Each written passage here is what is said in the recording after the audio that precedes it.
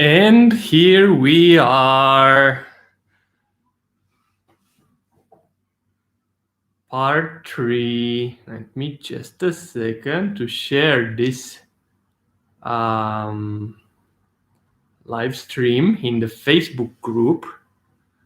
Not in the Facebook group, sorry, in the to share it on my Facebook event. And I'll be with you in a moment.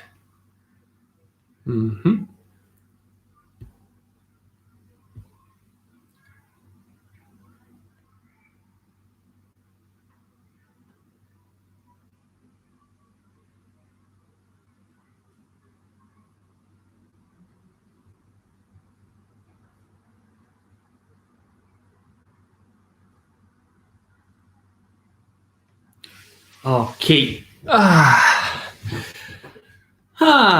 Much better, right? Much better. Much better without technical problems and third-party apps. So, since there are very few of you already live, I think it's a good idea that I go, because I found a way to see the chat, the initial chat that I thought was lost from yesterday due to technical issues. And actually, it's not my. I was feeling so bad. I thought like, oh my God, did I do something wrong or anything like that? But actually, I didn't do anything wrong. It was just a shitty app, a third-party app that I used. And yeah, now I won't ever use it again. It's called Streamlabs. I will always use just the YouTube Direct app or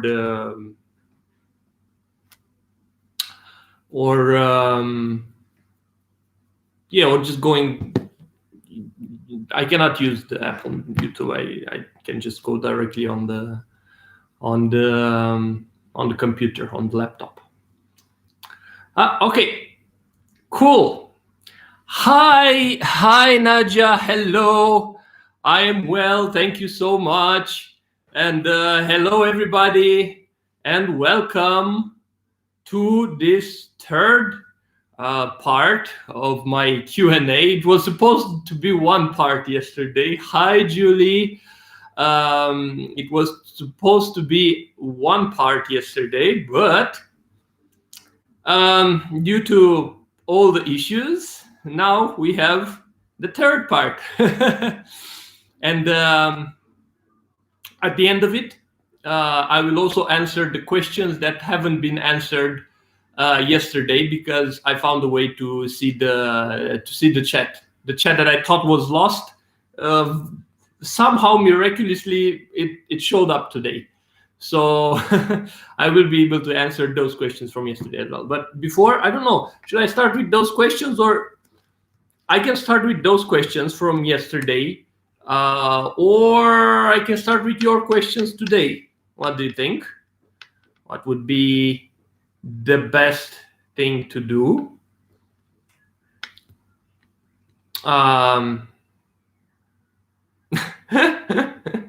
Thank you. Thank you, my love. Okay. Good. I think I'm gonna start because there aren't many of you already live. So I think it's better if I start with the questions from last time, with the unanswered questions from last time. Good.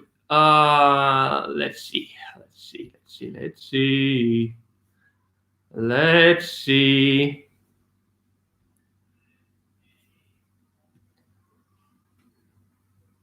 Okay.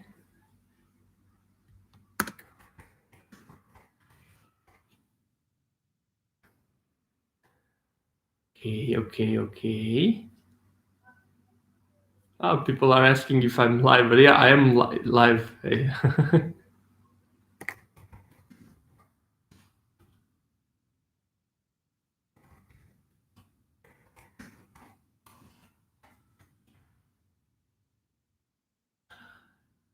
Good. Hey, Adrian, love the movie. Thank you. Thank you so much, Donald. Donald Rushing.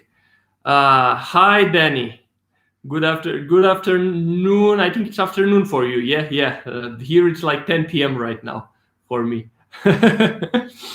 um,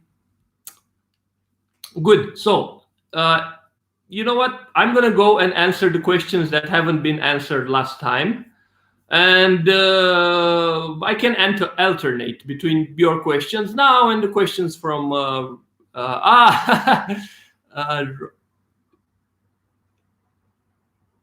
Ronald. It's me, Catherine. Yeah. You two constantly interact on the. I saw that you on Facebook. Wow, 4 p.m. in Brazil. Dominate Draconis. Hello, Adrian. Loved what was written in your IMDb. Why you think people love horror? Yeah. I was wondering if you could tell us more. Yeah, I can tell you more. Well, actually, that trivia that was written on IMDb, that I wrote that trivia. So I can remind it for those of you who are not aware of that. Like the reason that I gave, that the reason that I had like a couple of years ago for doing horror, because I believe that horror films put a mirror in front of the audiences in which they can see reflected their darkest subconscious impulses, and therefore they become aware of them, and they can control them in real life. Therefore, instead of you being the slave of your dark subconscious impulses taking over you, you can become aware of them and control them, and therefore becoming a better person, becoming a better, contributor to society. And that's why I said in that trivia, I said that I believe that usually horror fans are kind of like rock fans, they are not although they like extremely violent, dark stuff, they themselves in real life, they are actually quite harmless creatures and very good people, most of them. Of course, there are always exceptions, but most of them, I think they are good. And I think, I used to think, I'm not, but here's the thing, I'm not so sure of, because this is, I don't think there is a scientific poll or anything. I'm a quite science-oriented guy, so I don't think is there any poll or is there any scientific poll saying that, hey, horror fans or rock fans or people who are into dark art, dark, aggressive, violent art, is there a poll showing that they are less violent in real life, as opposed to, to people who, instead of watching horror, they watch comedies? I don't know, So I'm afraid that that thing that I wrote on trivia, I'm afraid it might be a little bit of pseudoscience. I'm not sure how scientific it is. But yeah, we can... I think it can work this way for some people. Maybe for, I think horror for some people can work this way. It can put a mirror for them to see their darkest soul, their darkest impulses, and to become aware of them, and to practically it allows you to know yourself better, And probably for other people it works differently. It works more like a catharsis, let's say you have some feelings of anger inside, and by watching a movie which is angry or violent, you release those feelings. It's practically, you don't heal them. You don't. It's not about becoming aware of them or becoming a better person. It's just that You just release them instead of going and killing somebody that you are angry at, or beating somebody. You just go and watch a horror film, and that's how you take out the anger. It's more like, in a way, like listening to some extreme metal rock song or something like that. So for some people, it might work this way.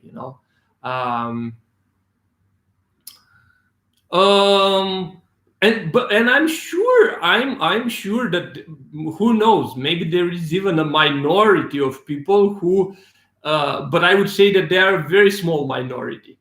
I like people who actually watch violent stuff because, I don't know, because that's how they are.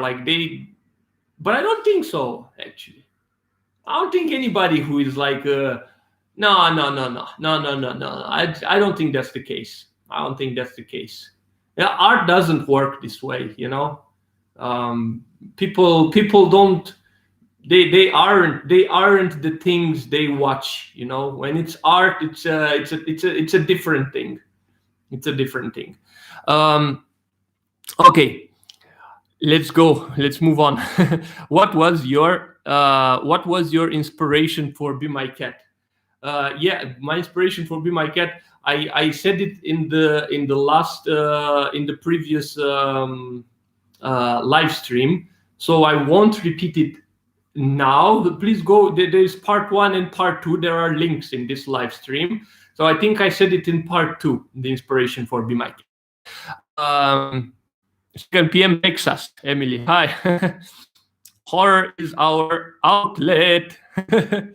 Hi, Sayumi. Dominic, I agree with you. Most of my dark friends are pacifists. I thought it was a great observation. I know that it's true for me. Yeah. As I said, I don't know exactly first of all, I'm not so sure if this is actually the case. Kinda based on my observations. At the same time, I did find lots of bullies and aggressive people who are at the same time horror fans. So this doesn't always apply, and if it does apply, I'm not so sure if this, like you seeing your darkest impulses and managing them in real life, I'm not sure if this is always the mechanism, how it works, why, maybe it works via catharsis, as I said, maybe it works in different ways. I'm not a psychiatrist or a psychologist, and I didn't really research. It was more like, that opinion was more like, as I said, pseudoscience, just my opinion. I would be curious to know which horror film, Heather, hi Heather.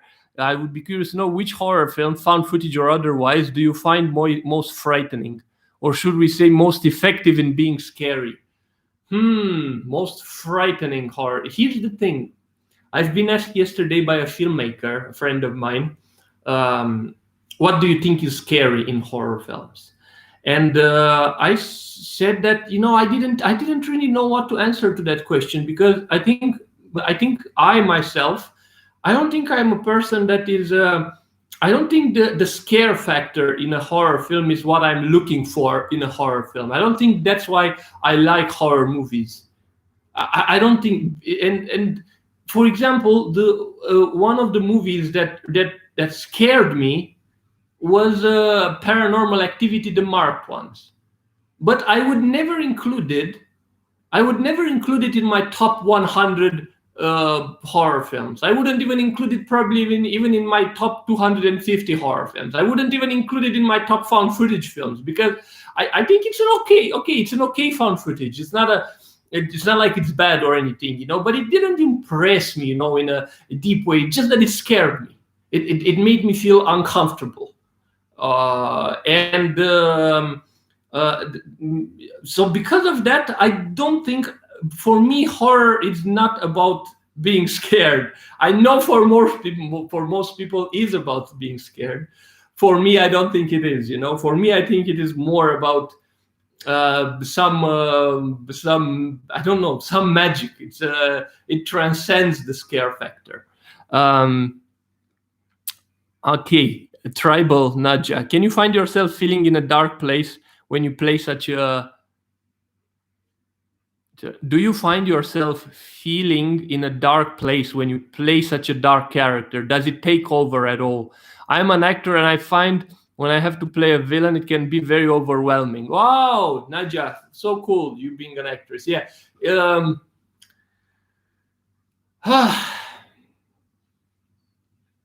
Here's the thing.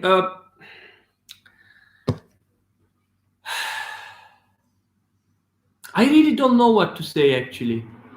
I think I do. But at the same time, look, I'm gonna tell you. Recently, for my character in the movie that in my upcoming movie in We Put the World to Sleep, I had this. How do you call it?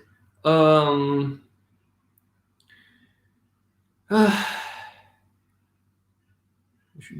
should I call this?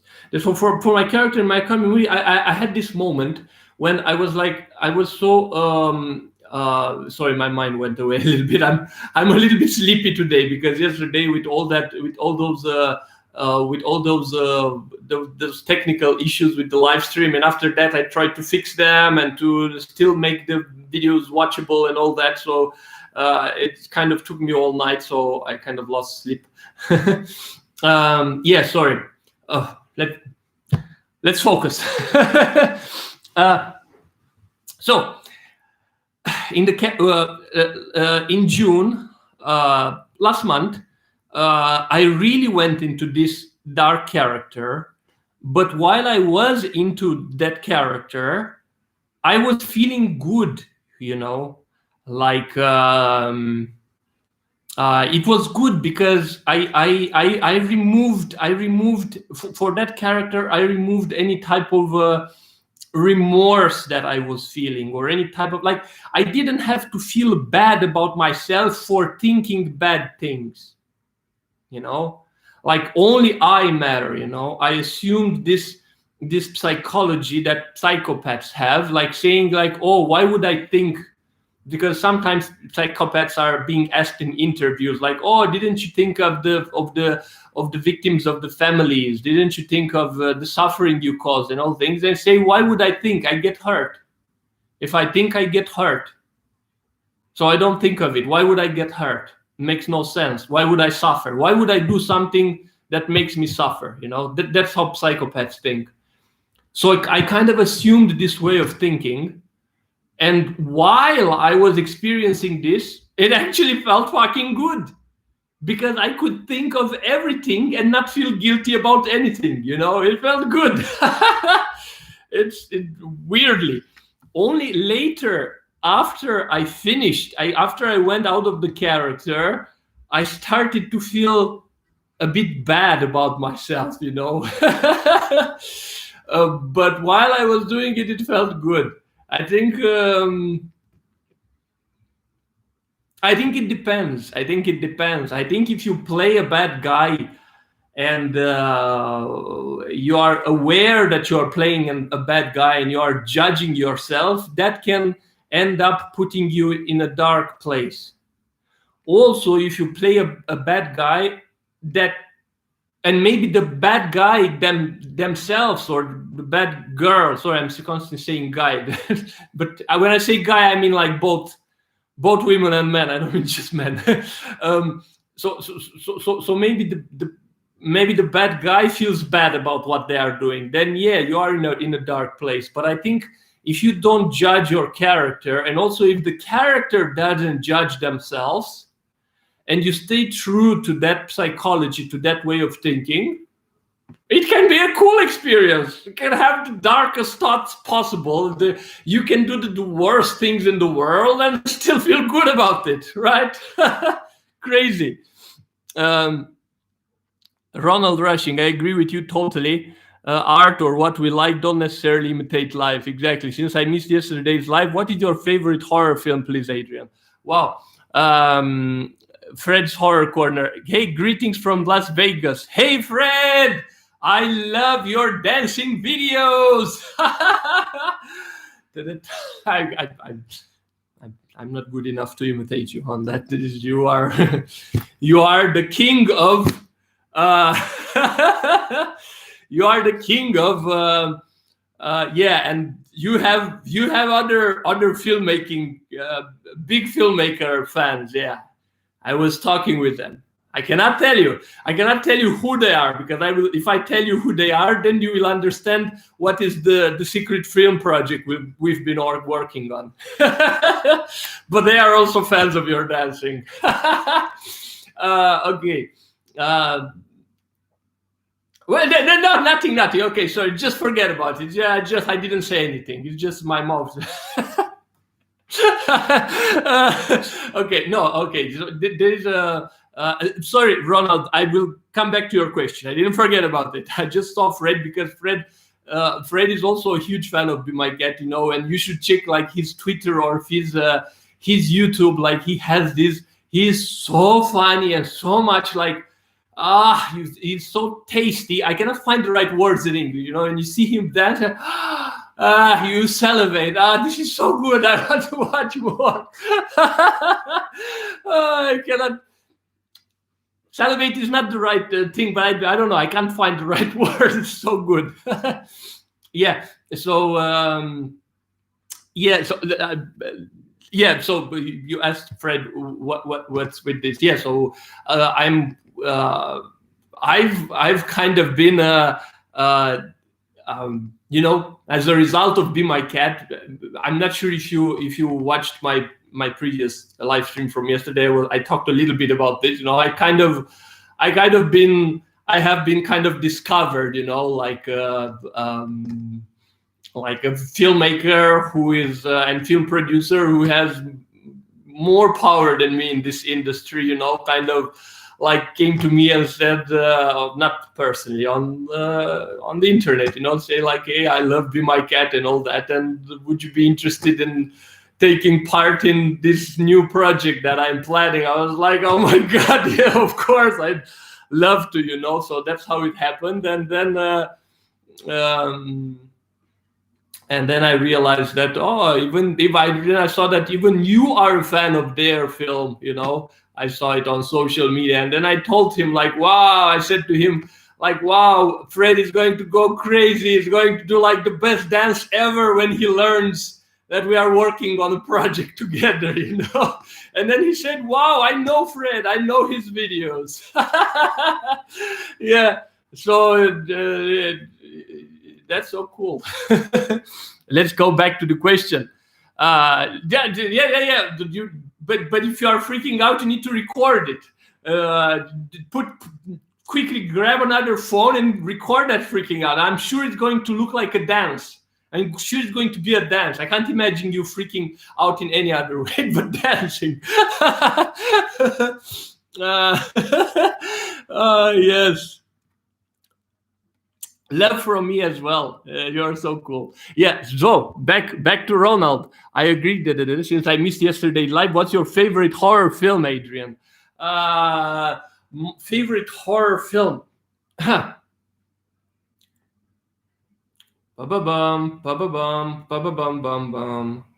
Favorite horror film.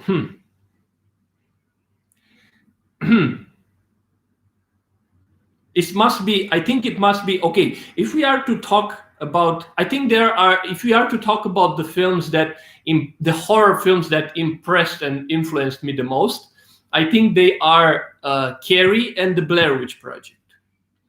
The Blair Witch Project, I can't say, although it was a huge influence on me, I cannot say that currently I enjoy watching it again. For example, I watched it again, and it didn't have the same effect on me that it had like years ago. Like I can't say that right now it's one of my favorite horror films.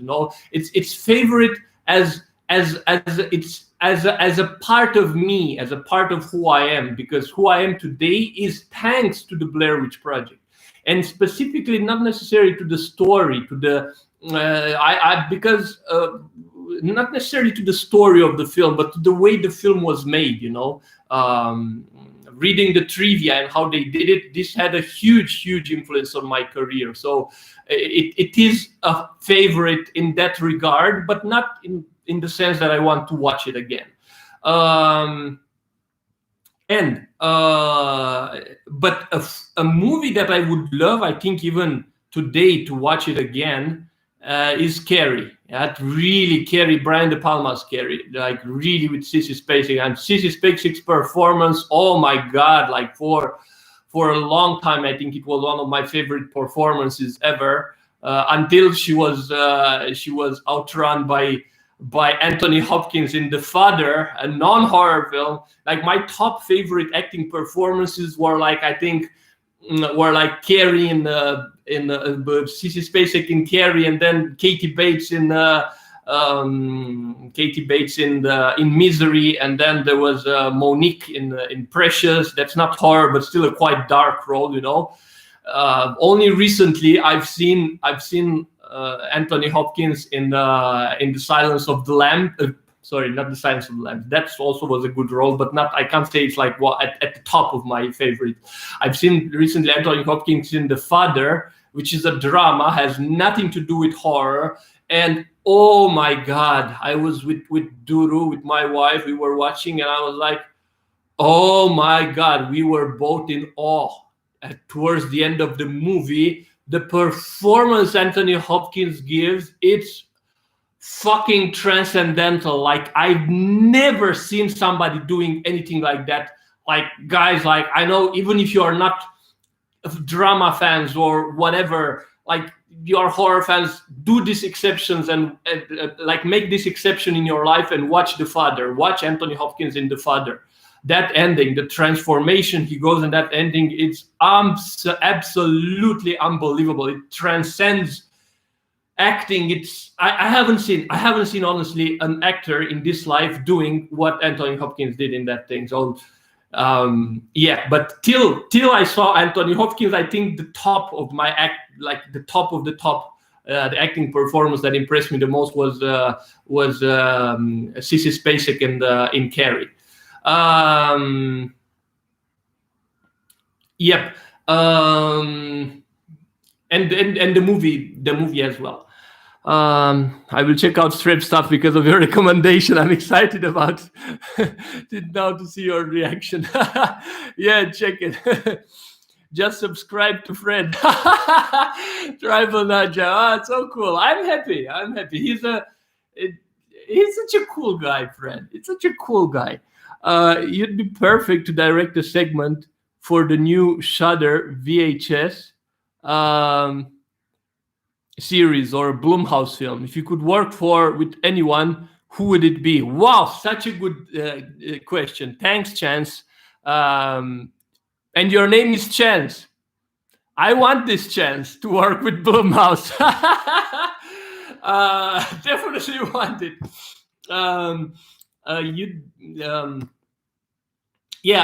This segment, I've been asked when I said that I'm working on a secret film project, you know, I've been asked at some point, like, hey, is that the secret film project? Is the Shudder VHS? No, it's not that one. That's already made, you know.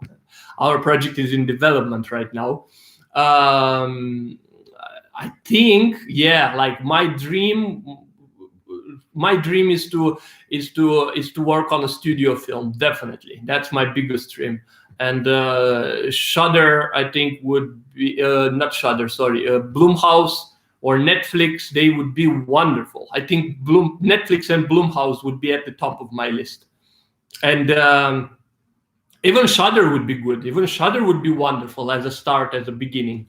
But if I am to talk about like the top of my priorities, yeah, I think that would be Blumhouse and Netflix. Fred's Horror Corner, thanks you guys. Also, Adrian, I cut some of the steam yesterday, and you mentioned Exhibit A, which is so fucking good and doesn't get enough attention. Exactly, and I was so happy that you mentioned it as well in your video. And the What Culture new video, an article also mentioned Exhibit A as one of the top horror films that try to break their audiences. It's not a horror film and it doesn't try to break the audience, but I'm happy they included it.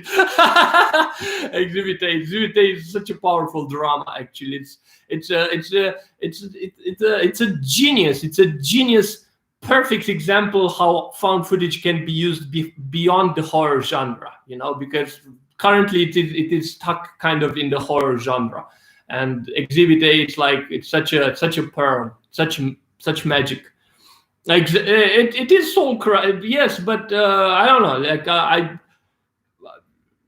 I still wouldn't put it. I'm happy that people put it in lists like, wow, the most disturbing films ever made. I still wouldn't put it there. I don't know. Probably to me, disturbing falls more in the category of I don't know, like Salo, something like that, something really, really fucked up, you know, something.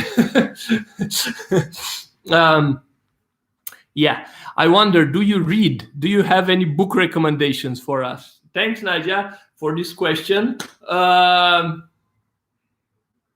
Thanks, but no thanks. Thanks, but no thanks. I am not such a reader, actually. You know, and I always felt like, oh my God, like, you know, sometimes they do this because here's the thing. Culture for so many people is associated with reading. So if you don't read, or you are like I don't know, like a redneck, like a stupid person, you know, if you say that you don't read. And in my opinion, I think there is how should I say, in schools and in terms of education and culture, I think there is a monopoly. I think there is a monopoly of the written art. For example, in schools, you know, in schools, in elementary classes all over the world, the first thing you are being taught in terms of art, the first contact you have with art is written art, poetry and prose and stuff like that. And I do believe that not all people in this world are made to empathize with written art, in my opinion. I think some people are better suited to connect with visual art. Some people are better suited to connect with audio art, like with music. Some people are better suited to connect with cinematic art. Like it speaks better to them. So I don't like this monopoly, actually, you know, like every day. I would love, for example, in the elementary classes in school or whatever, I would love to see all the arts being studied, you know, not just a little bit of this literature and maybe a little bit of music. Like cinema, I want acting being studied. I want all the arts, literally, because I am a person. I believe that I don't think I'm so much inclined to reading, I think there might be another reason for this, but I won't go into that one because it's going to be a much longer discussion. I do believe that the art of cinema, because can be as powerful and as meaningful as literary written art. So, yeah. Great. Yeah. So, by the way, I wanted to say one more thing about this. You know, because when you asked what is the book, you know, there are sometimes these. At least in my country, I'm not so sure in your country. By the way, Nadia, what is your country? This sounds like a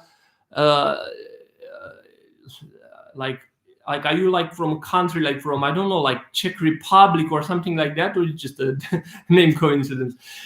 For example, in my country, sometimes they used to do these things like shaming people just for these YouTube channels or for these TV shows, just interviewing them on the street. Oh, what is the last book you read and stuff like that? And I was like, oh my God, if they asked me, they would think like I'm the stupidest person ever, because I would have to think, that was a long time ago. A long time. He doesn't read. He's stupid. But I would have to say, I would have to get back to them and say, hey, but what is the last, I don't know, art film you watched? Or what is the last non-Avengers film you watched?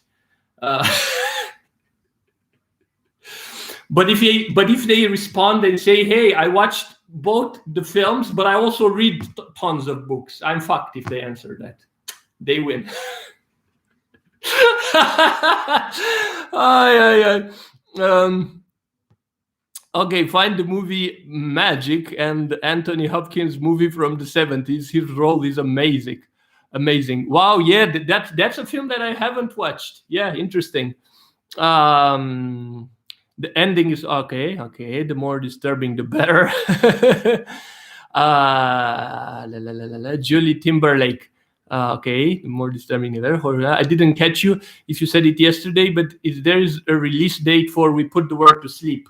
Is there a release date for We Put the World to Sleep? I don't know, because it depends on which festival will select the film, and it also depends on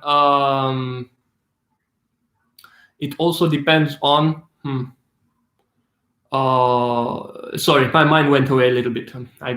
Sorry. I was thinking a little bit of something. Yeah, so it depends on what festival will select the film, and also it depends on in that festival what distributor will be interested in having the rights for the film, and also then that distributor will decide when the movie will be released. So it's such a hard guess right now for me to say when the movie will be available. But everyone, if you want to see it before it is available, you go to my Patreon page and you throw in all your cash and all your credit cards. No, seriously, like for supporters on Patreon, I have all kinds of perks, like you can watch the movie in advance. You can even contribute to feedback to the final version and all these things. That's for all of you who do not want to wait months or hopefully not years till the movie will be actually commercially available. You're absolutely right. Thank you for your insight. Totally agree. Yeah, thank you. What a great thought about our introduction to art. Yeah, thanks. From Nigeria, but I live in the UK. Wow, from Nigeria, so cool. What's your favorite film soundtrack? Favorite composer? Good question. Thanks, Chance. What is your favorite film soundtrack? Favorite film? Let's start first with favorite composer. I think my favorite composer let's name more of them. Definitely one of them is Beethoven, because I love this ambition, trying to create the ultimate music the ultimate metaphysical music that would like literally encompass everything there is, and I think the Ninth Symphony is that type of masterpiece. The Ninth Symphony or the 2001: A Space Odyssey. There are some works of art which they try to be bigger than life. They try to encompass all existence and all metaphysics and everything. Few artists are close to Beethoven in terms of in music, and close to Stanley Kubrick, in my opinion, in terms of filmmaking with 2001: A Space Odyssey. And I also love Philip Glass. He's a contemporary classical composer. I also love Beatles. I have a lot of songs that I love, but just composer as maybe these guys. I used to like Vangelis as well, but lately I haven't listened much Vangelis actually. Okay, what is your favorite film? Film soundtrack. Let me think about that. Favorite film. I had. Did you know? Like I had on my computer like a collection of soundtracks. I was listening from time to time, but lately I haven't listened to film soundtracks. I like but I forgot the name of the composer. The soundtrack from the movie Starman I think Starman is or was it Starman by that movie about made by John Carpenter, a sci-fi movie about an alien, comes and he kind of interacts with a girl and stuff like that. I think Starman was called. Can somebody confirm to me so that I don't so that I don't Google now? Because now I'm curious. I think it's Starman, right? John Carpenter's sci-fi film. Kind of like E.T.-ish like. I loved that soundtrack. And I also loved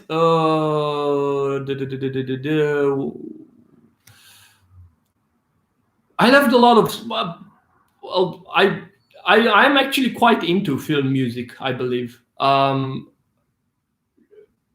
But other than this, I don't think I have other than this. Yeah, I think you would enjoy it. But I think there's a magical feeling in that movie, and I think it's good that John Carpenter showed that side of him as well with that movie. Okay. And because you know what, like when I'm thinking about film music, I'm thinking so much about the ones that like Titanic and stuff like that, like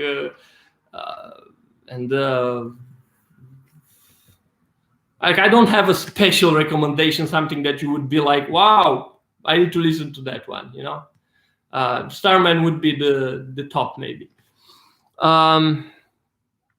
I didn't catch if you said it. Okay, released. I said that. Oh, la, la, la, la. What a great thought about our introduction to art. Yeah, okay, I already said that. Oh, did you ever? Thank you for this question, Fred. Did you ever consider moving here to USA, Fred? I want to fucking move to the USA so much. Like I grew up with American films. I know more about American politics than I know about Romanian politics. I think during the election times, I think I posted more about American politics on my Facebook than any other Romanian. Probably I would be in top Europeans that posted in English on all my social media deep analysis into US politics. So I would love to live there. I would love to live in the US. I think I'm made to live in the US. God damn it. Like, look, everything is like towards there. Like, look, I met my wife. She's from Turkey. Our common language is English. So I was so happy. Yay, I get to speak English every day.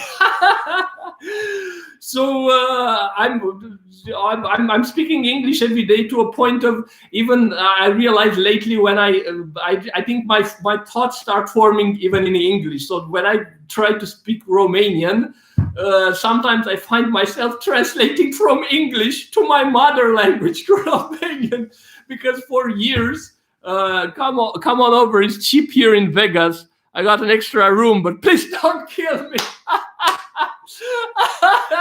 It's so good. Wow, like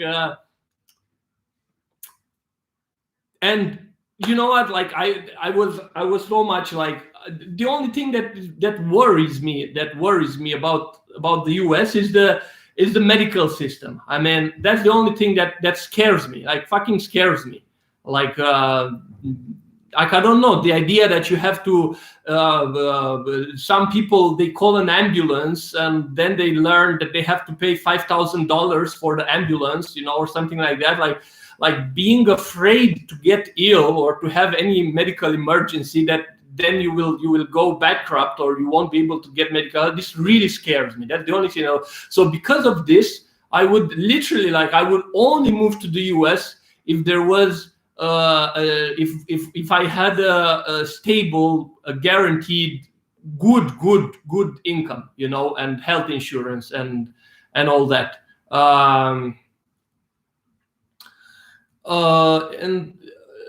Yes.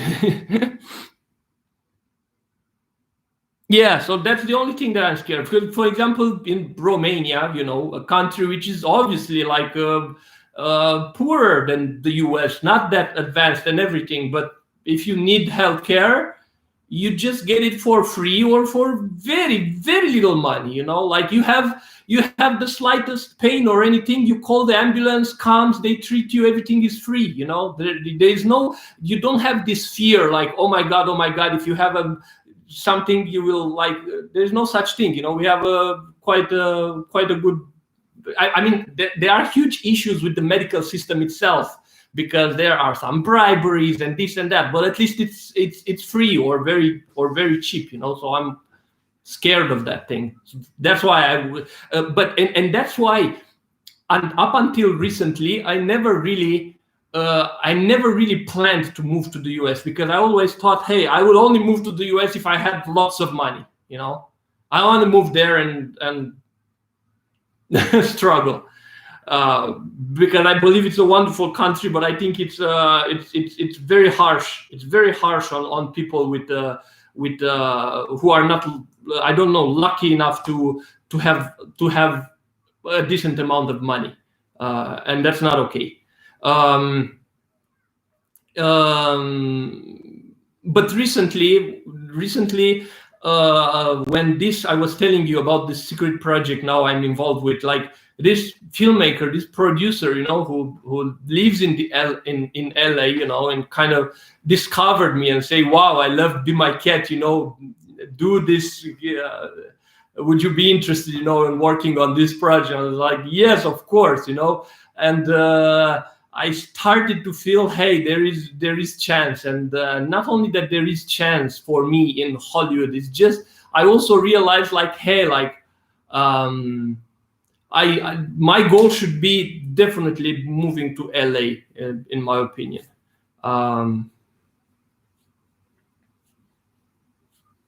Because before I was thinking, maybe that shouldn't be my main goal, but now that's my main goal, doing studio films and moving to LA. I'm not sure if I will like it or not, but I think I will, hopefully. Come on over, it's cheap here. Yeah, okay. Starman, 1987, Jeff Bridges, star film by John Carpenter. Lol, it's trash. Yeah, like Starman was made kind of it was John Carpenter's attempt to make an E.T. like film, you know. And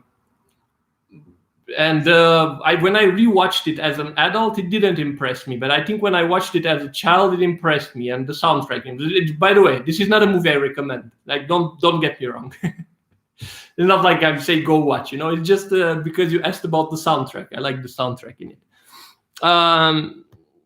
Oh yeah, lol, I'm 32 and I barely got health insurance. Yeah, not okay.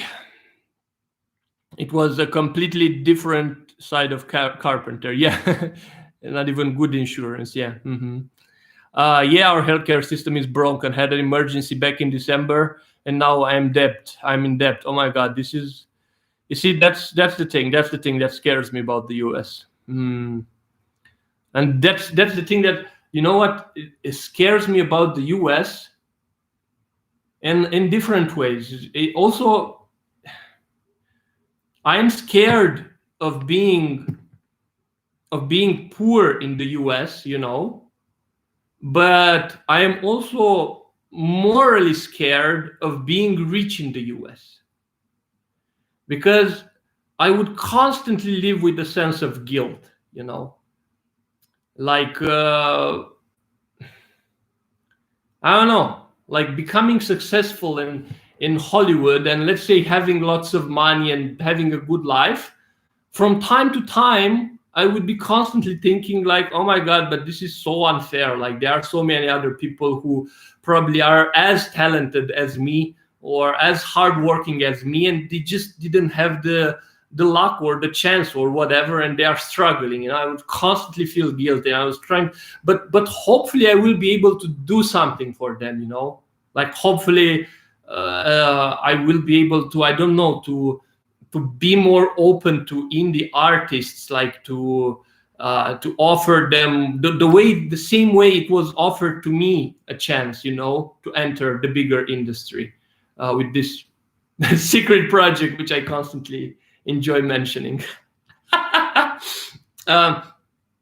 Because look, the guy that discovered me for this project, he also got discovered kind of in a similar way. He was also an indie guy and was discovered by somebody from the industry, and now he kind of, I think, in a, how should I say, in a karma like way, like he gave it forward, what that thing that he received, you know, of being discovered. So he discovered me. So Yeah, I don't know. I often have these thoughts about morals and stuff like that, and it's complicated. Let's not go there. Because I'm always at conflict with this, I always want to be successful, I don't want to struggle financially, but I'm always aware, there are these studies, and that said that, hey, if everybody around the world would have the same living standards and the same income that people, let's say in Switzerland have, literally the world would end in a couple of weeks. Like the resources, everything will end, if all 7 billion people would have the same life standards. It wouldn't be able to carry all this consumerism, this consumption, and the destroying of resources and the environment and everything. So when you live in a country which, or when you are successful, you are aware that, hey, in order for you to be successful, because of the capitalist system, the way it works, some other people will automatically be unsuccessful, and this kind of, although my dream is to be successful, I am scared of the moral burden of being successful, because I would be thinking, yeah, I'm successful, but at the expense of other people's insuccess, not because I did, it's not like my direct fault, it's an indirect fault, because that's how the system is built, that's how the economic system is built. Not everybody can be a millionaire, okay? Not everybody can be a billionaire, and not even everybody can have even $5,000 a month. It's impossible, So when you have it, you feel like, hey, I have it, but I have it in a system which, just because I have it, other people don't have it. Anyway, it's so complicated. Let's. The way I deal with it, I don't think of it, because if you think of it, just like psychopaths, they say, "Oh, why would I think that I hurt the Why would I think that I created suffering if I end up being hurt when I think? I don't think of it. The same way we live in this current society, we have so many issues, but from time to time we think of them, but we cannot think of them all the time, because if you think of them all the time, we realize like, oh my God, we realize like fuck, like, ugh, it's crazy if you think of to how many atrocities we contribute actually indirectly in this world, like you go to the supermarket, you eat, you enjoy the food, but in order for that food to be produced, those animals were really suffered in those closed doors, and they're just like, it's so complicated, this world we live in. Like so complicated. It's like, I don't think there is any action that you can do in life. I don't think there is anything you can do that you can say, hey, that action that I did is 100% positive. There is no way that this thing that I did could somehow end up hurting somebody in this world indirectly. Everything is so interconnected. Life is so fucking paradoxical. Wow, I became so philosophical. Life is so paradoxical, honestly. It's full of paradoxes. It's full of always this happiness and suffering, always playing this game. Happiness, suffering, everything is about these two things, like playing a game with each other. It's crazy. That's why I'm an artist, to fucking think about these things and to put them in movies. Other people write about them, become philosophers, and other people do art with this shit. I'm more scared of getting sick while being in the US than horror movies. Yeah. Guys, like literally, like US has to solve two main issues. Like if they solve these two main issues, that can be like the top of the top and la creme de la creme. the country. Like if US solves the problem of inequality and the health system, and if it also solves the military problem, and to stop bombing other countries over the world and all these things, Middle East and all that, like these things, then okay, everything is good. It just have to be fucking solved. We just need more rich people with your mentality. Well, yeah, but at the same time, I hope I will be able, like, when I will actually be rich, like, what if I will be changed? What if money will change me? I hope not, honestly. I hope not. And I don't think it will. You know why I don't think it will change? Actually, sometimes I'm afraid that money might change me when I start having money. But at the same time, I'm thinking, what? It won't change me because I'm too mental, I'm a person that thinks too much about the meaning of life and too much makes thinks about all these mental moral burdens, and is it right what I'm doing? Is it this? Is it that? Like literally, like every time when I go into for example, I'm not a vegetarian, but almost every time I eat meat or I buy from a supermarket or everything, I have in mind those images from that documentary from Earthlings. How cows are being boiled alive in those places, and so many abuses, how meat is being produced, and I'm still eating it, but constantly being aware of the horrors of it. So it's complicated. I mean, and sometimes you just feel like there's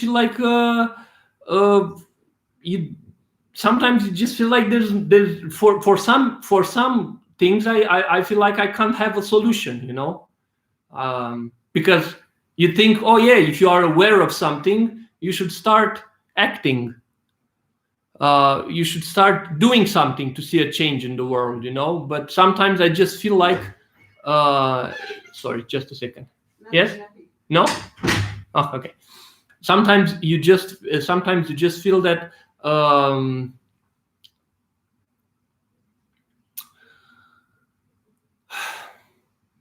you can't solve everything. That's the thing,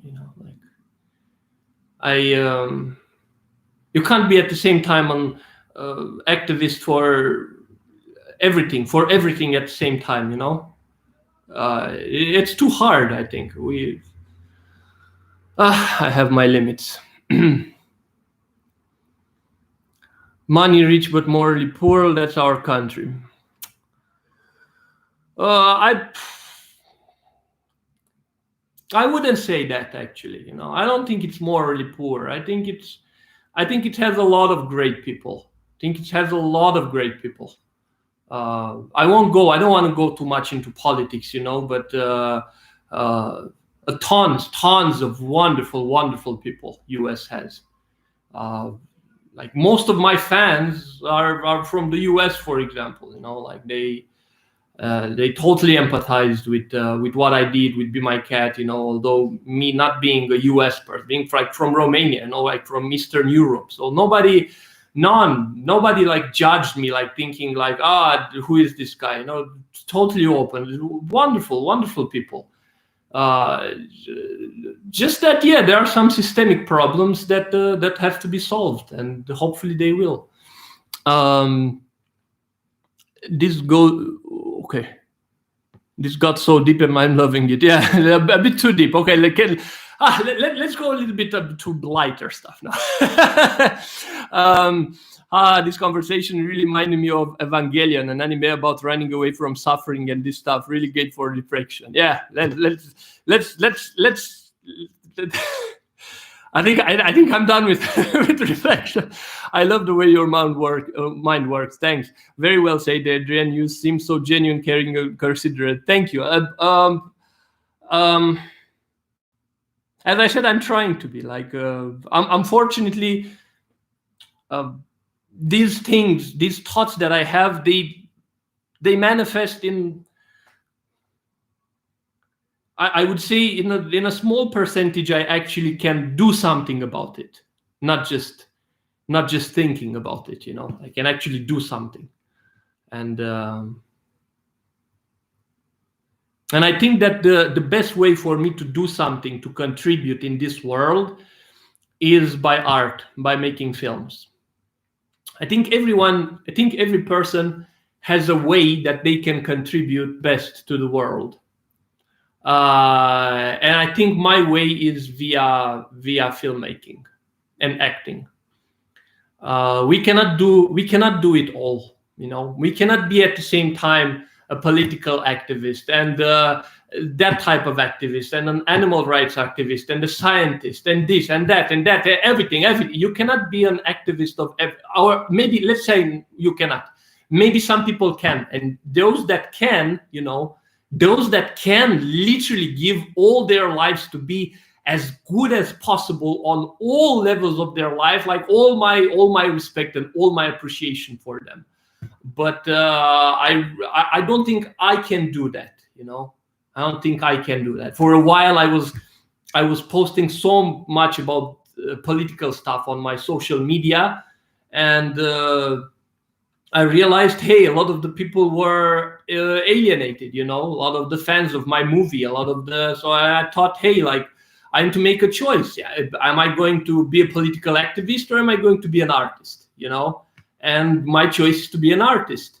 So I can't do both at the same time. I cannot constantly post aggressive political stuff, have arguments with everybody, and at the same time trying to make films and going to the same people say, come watch my films. They will say, fuck you, I'm not watching your films. Why did you say that shit, on your social media?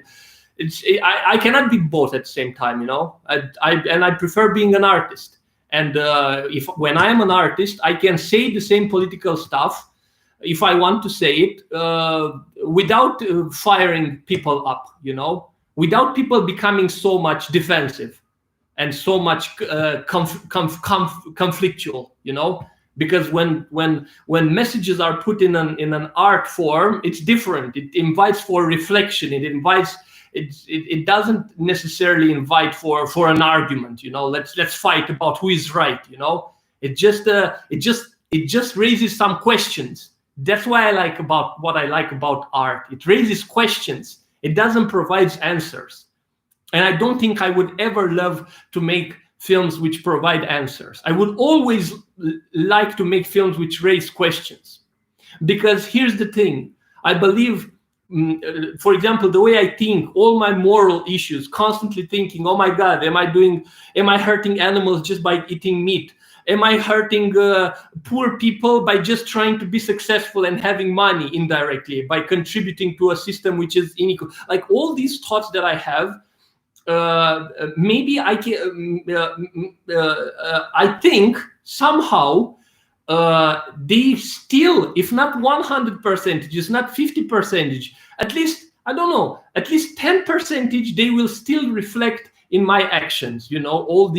All these moral issues that I have. And I believe if all the people in the world would at least ask themselves these questions, they don't have to reach to a conclusion, just to ask themselves these questions, like what is good and what is bad, instead of, I know what is good and I know what is bad. That is good, that is bad.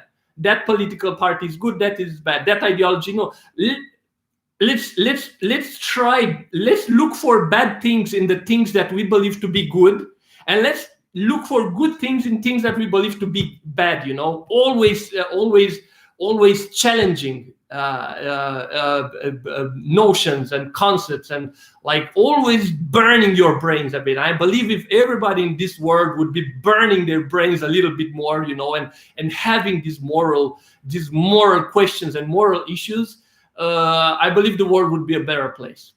Because I believe that at least 10% of these thoughts and these mental issues would translate in their actions, So when they will be put in the situation to make an important decision for the people around themselves, for the world, if they are politicians or whatever, they would think twice.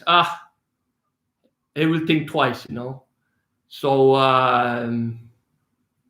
that's what I try to do with art, to make people to question what is given, to question what they know, what they think they know about the world, and to question truth, actually. What is truth, what is good, what is bad, ultimately. Okay, I think I got a bit too much with with these things. Let's go with the questions. It would be wonderful if more successful people had insight and moral struggles. I wonder if your insights into playing a psychotic character relate to those who became successful as well. It's so interesting. Yes, they do relate. They do relate because I think in all of us there is a little psychopath. Honestly, I think there's a little psychopath in all of us, because psychopaths, they care about psychopaths only care about them satisfying their needs, and they do that by stepping on corpses, by not caring about others, and they don't think about the people they suffer, because, as they always say, why would you think about that if that makes you feel bad? There's no need to feel bad. So I think us in life, people, we all try to be successful, to be happy, and I think we all ignore at some point any thought or any idea that, what if by trying to be successful or by trying to be happy, what if by doing that we contribute to a system which makes other people unhappy and unsuccessful? We don't like that thought. We try to shield away from a thought like that, because otherwise you wouldn't be able to reach for your dreams. So in a sense, we are all psychopaths. We all need to. I like it. Even in this even in this Q&A, I like to to go into complicated issues, controversial issues. You feel helpless and lost, and I get it. You can't fix everything, especially here in the US. Well, I can. I will.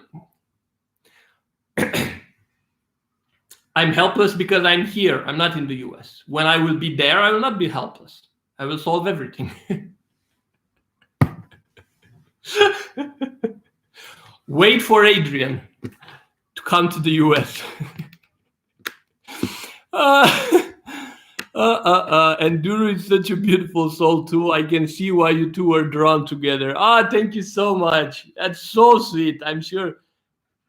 Is she? I'm not sure if she's here right now. There's this new mockumentary found footage movie, Horror in the High Desert. Have you heard of? Thought it was really good. No, I haven't heard of it. Thanks for the recommendation. How about a question? If you had, very good. Let's go. Okay. If you had a choice, what actors would you love to work with in Hollywood? If I could have a choice, I would love to work with Monique from Precious. Like, her performance in Precious was crazy. Like I told you, I love paradoxical moments. I love when bad characters. Anne Hathaway. Okay, I'm gonna go. It would be weird though to work with Anne Hathaway. What would I say to her? Hi, Anne.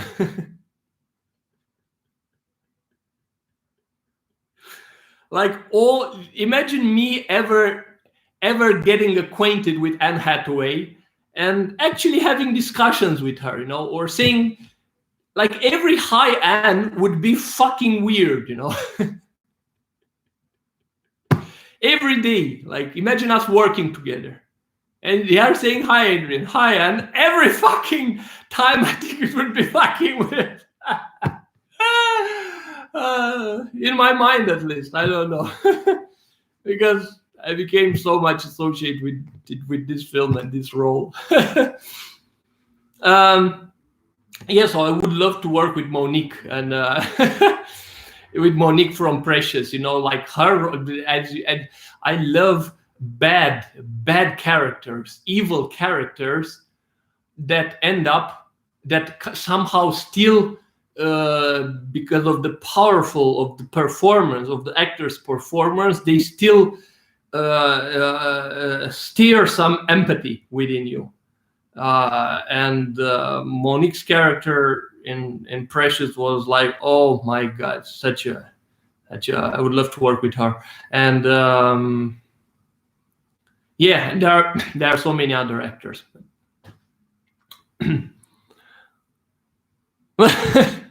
Together we will change the world. Yeah. Really right. Ask her to be your cat. Loved the build-up of it. High and hilarious. Yeah. Hey, okay. Here's what I'm going to do now. I'm going to switch quickly. Not switch you. I will still be here with you. I'm just going to switch the tabs. I won't see your chat for a moment. And I'm going to go to the old chat from the stream from yesterday, the one that had a problem that I couldn't respond to some of I lost. I lost that thing, that chat from yesterday. I loaded it and now I lost it. I need to again wait for it to load. Anyway, okay. Well, I'm going to wait for 10 minutes to load that chat from yesterday, and I'm going to be with you. I'm going to be back here with you. So tell me if you have any more questions, because I kind of finished them right now, and I cannot load the questions from yesterday yet. I need to wait a bit more for that. Let's see. I said to everybody that I'm live. Good. Maybe I can share this live stream. Just a second, since give me a one moment to fix my to relax a bit. Who's the other director? Cannot say. It's impossible. No, like honestly, I cannot say everything. And by the way, Fred, if you happen to guess somehow, I don't know. Please, I'm begging you, do not post on social media if you happen to guess, because I'm afraid that I already said too many things, because we were really instructed to not a word about that project, because now that project is being pitched to studios, top studios and stuff like that. And if any word leaks of that thing on social media or anything, the project we might have problems, with the producers and stuff like that. So if you happen to guess somehow, I don't know, I don't think you will, but if you happen, please keep it for yourself and don't brag on social media till the info actually goes public. That's valid for anybody else. I don't know if any of you listening to me constantly bragging about the secret project, and if any of you somehow feels like, oh my God, I think I know what that project is, please, I'm begging you, protect this magical project and don't share. I don't think you can, but yeah, just in case.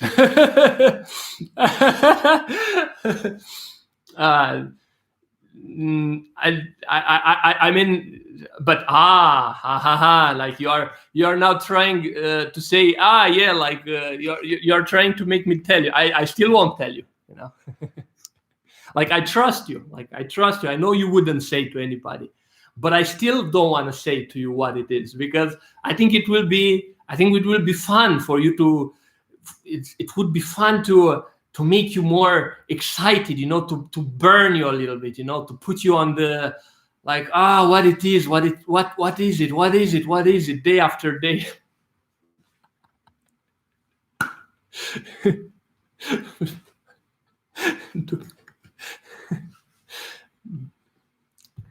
Crazy Adrian here.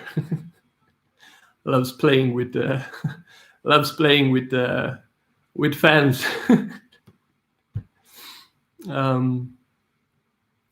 Okay.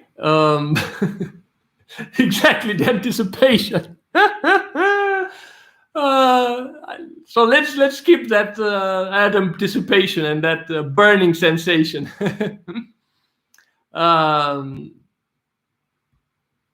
Yes, I did like butterfly kisses as well, and I loved the meta as well in butterfly kisses. Like so meta. Just a second. I think I would like to, but I think it's too late. Yeah, no. I won't share this. I won't share this on my, because it's already 1 hour and 15 minutes. So if I share this on my Facebook, then I think too many people might pop in and too many new questions. And again, I would be going to 2-3 hours and can't do that. Okay, let me know if you have any other questions. Or by the way, they don't have to be movie questions. You know, if any of you has personal questions or anything like that, I'm happy to answer. If they're not, like, I don't know, if they are too personal, I just won't answer, and that's it. If I'm uncomfortable, but you can ask them. I mean, can ask anything actually.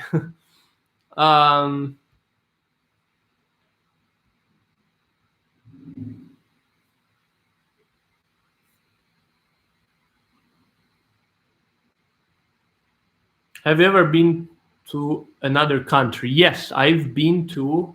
Right now, I am in Turkey, by the way. My wife being Turkish, we kind of lived either in Romania or in Turkey. Currently, we are in a transition period, I would say.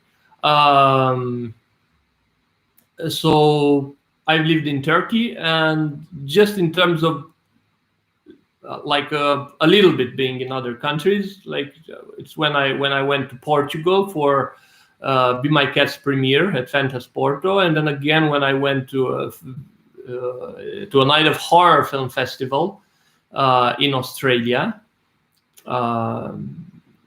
And by the way, it was so good because, for example, at Fantasporto at the world premiere, they paid for my plane and everything, and hotel, and at the festival in Portugal. The one in Australia didn't pay because they are more an indie festival. You know, they cannot. I don't think they can afford to bring festivals, to bring filmmakers from the other side of the world. But it was still great because the Romanian government. I made the request. You know, I said, look, this film got selected to this top festival in Australia, in Sydney, and they gave me the flight. They gave me the flight tickets for free because we have this cultural Romanian institute, you know, and sometimes when there is anything culture related, they support artists. And yeah, but I always said there are pros and cons to having a kind of a socialist, more of a socialist system. There are pros and cons, you know. For example, in terms of film, the way films are being marketed in the way films are being made in the US and the way films are being made in Romania or most of Europe is very different. For example, in Romania, films are being a lot of the budgets, they do not come from private. A lot of the budget doesn't come from private investors. A lot of the budget actually comes from the state budget for culture. And there is a competition, and there is a project competition, and there's there's a panel of filmmakers and people of culture and all that, and people in the arts and actors, and they review all the projects submitted, and they decide which projects are art in order to be sponsored from the state budget. So practically a lot of the filmmakers, you know, who are who have connections in the system and all that. That's how they survive. You don't depend so much on the commercial success of a film.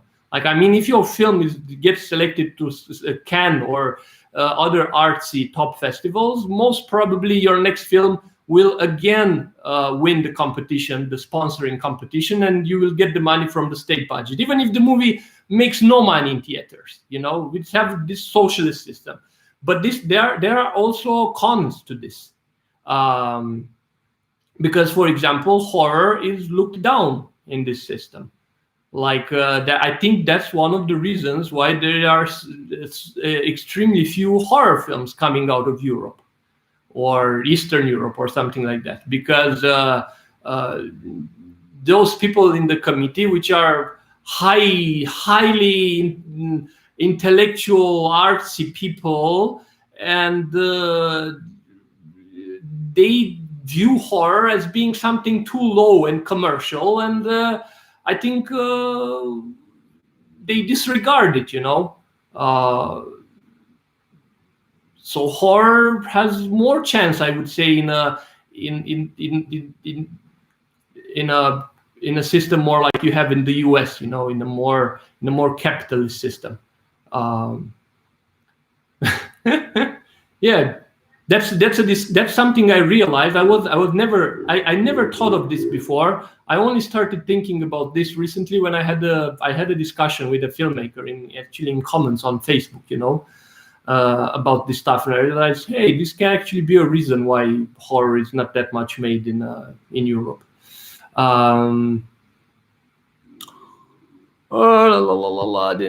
Butterfly Kisses is great. Have you been to any other?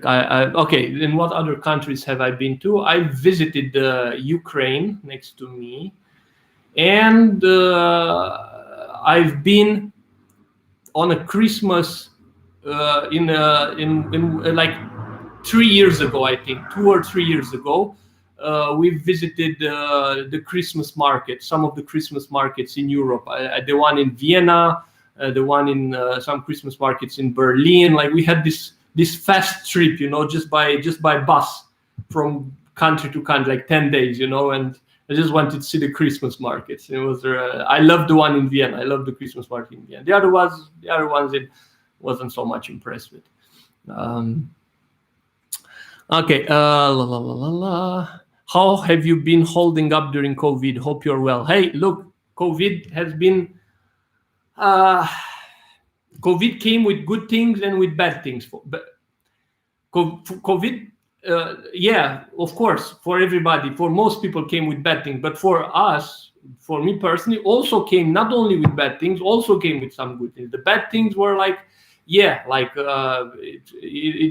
was hard with moving forward with the production and all these things, and having to postpone stuff. The good stuff is that the Romanian government supported me with some COVID money, some compensations. Unfortunately, now they said, they did a mistake, and you need to return the money back for 3 months, for March, April, and May 2020. And I made an appeal to that. I don't know why they said that,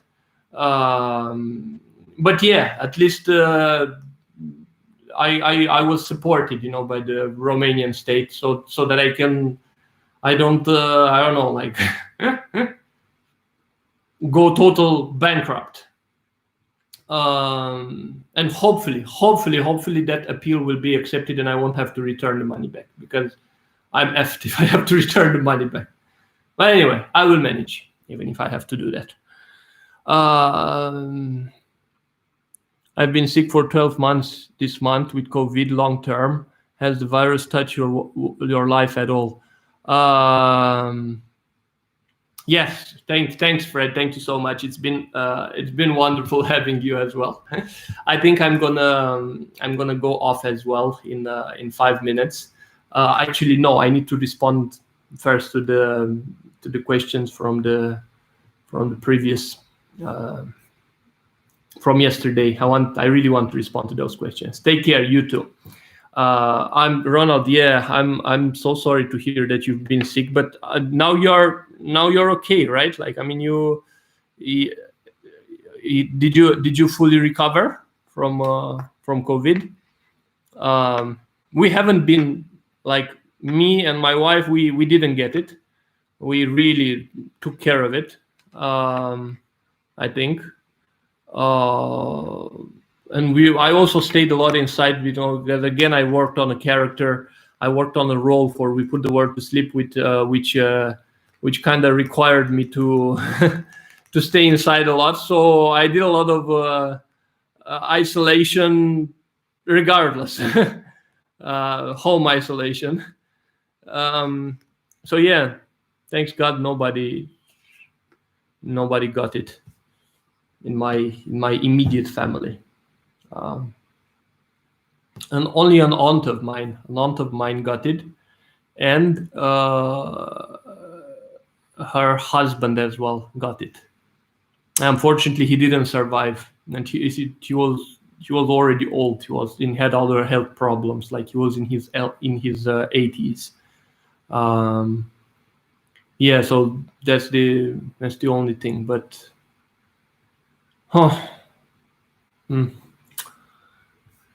hard stuff.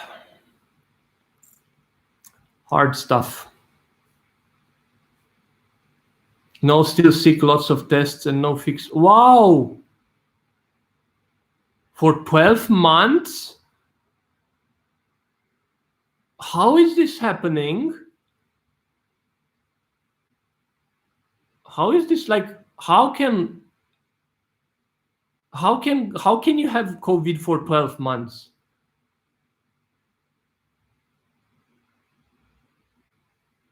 Long term.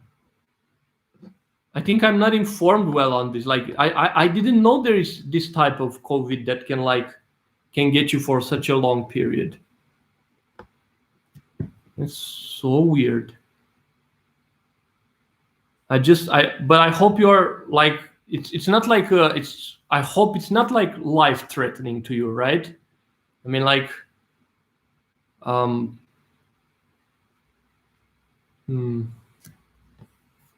now sorry, I will turn back now to not turn back. I will answer to the questions that I couldn't answer in my previous live stream. And right after that, I will end, because I realized I got tired as well with the not sleeping and everything.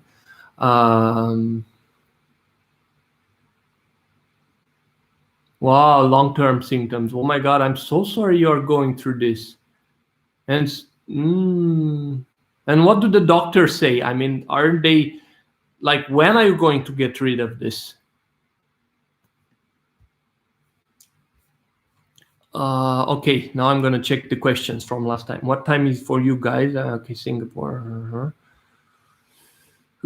Canada. Scrolling to the first chat, from yesterday. See what questions I might have missed. Patricia.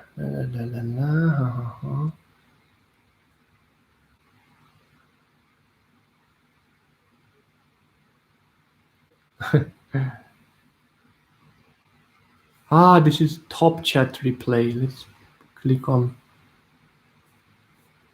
live chat replay. No, doesn't work. I lost it again. You know what, guys? I think we are going to end this live stream, because I again lost the chat from the previous live stream from yesterday.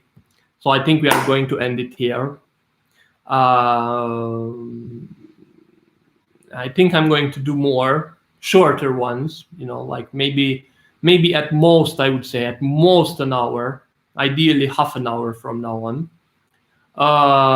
And still haven't decided yet where exactly. I'm thinking somewhere between, I don't think Twitch. I tried a little bit Twitch. I don't think I'll be on Twitch. And I don't think I will be on Instagram as well.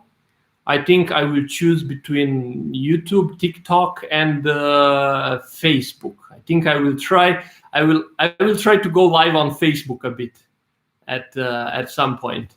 see how that to see how that works. Unannounced, just to see how many people would just be live, you know, if I don't announce it, just to try it. Take care. Thank you so much. Love you guys. Thanks for all the questions and all the wonderful wishes. Kiss you. Wonderful. Bye bye. Send you love.